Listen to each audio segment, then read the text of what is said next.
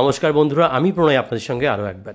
দেখতে পাচ্ছেন চলে এসেছি সাহেবডাঙ্গা ফেরিঘাট, অর্থাৎ বলাগড় ঘাটে চলে এসেছি। আমাদের ডেস্টিনেশন হচ্ছে বেলেরহাট, সেখানে যাব, সেই চিত্র আপনার সামনে রেখেছি। প্রথমত ফেরিঘাট পার হতে প্রচণ্ড ভালো লাগে। গঙ্গাকে আমরা প্রত্যেকে খুব ভালোবাসি। আর এখন তো যে সময়টা, এখন বর্ষাকালের সিজন, যেখানে গঙ্গায় জল কিন্তু টলমলো করছে, অর্থাৎ পুরো ভরা ভরা, এবং নৌকাগুলো পাশে বাঁধা রয়েছে। এগুলো দেখতে সত্যি অপূর্ব সুন্দর লাগে।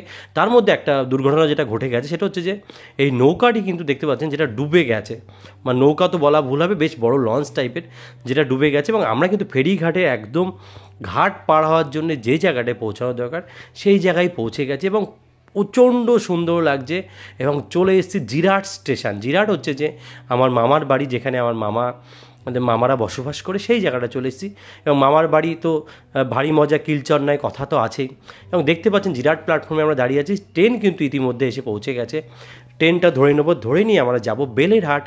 লোকাল ট্রেনটি ধরে নেবো। অ্যাকচুয়াল ট্রেন জার্নিতে এই ফার্স্ট টাইম আমার মাসির বাড়িতে ট্রেনে যাওয়া, এর আগে কখনো যাওয়া হয়নি। আমার দাদারা রিসিভ করার জন্য দেখতে পাচ্ছেন স্টেশনে দাঁড়িয়ে ছিল। এবং যখন ট্রেনে যাই তখন দেখতে পাচ্ছেন যে নবদ্বীপ ধাম। নবদ্বীপ হচ্ছে যে ভগবান শ্রী চৈতন্য মহাপ্রভুর জায়গা, যেখানে কিন্তু আমরা নবদ্বীপ নামেই কিন্তু আমরা অনেক সন্তুষ্ট বোধ করি এবং ভগবানকে আমরা স্মরণ করে নিই। সেই নবদ্বীপের প্ল্যাটফর্মের চিত্রটা রেখেছি, অনেকটা বড় প্ল্যাটফর্ম। এখানে কিন্তু অনেক এক্সপ্রেস ট্রেনের উপর দিয়ে যায়, অতএব সেই ক্ষেত্রে স্টেশনটা বড় হবে, এটাই স্বাভাবিক।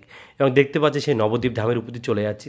এবং রানিং ট্রেনে তো এইভাবে করা যায় না, ভিতর থেকে যদি ভিডিও শ্যুট করা হয়েছে। যাবো ডেস্টিনেশন কিন্তু সেই বেলেরহাট।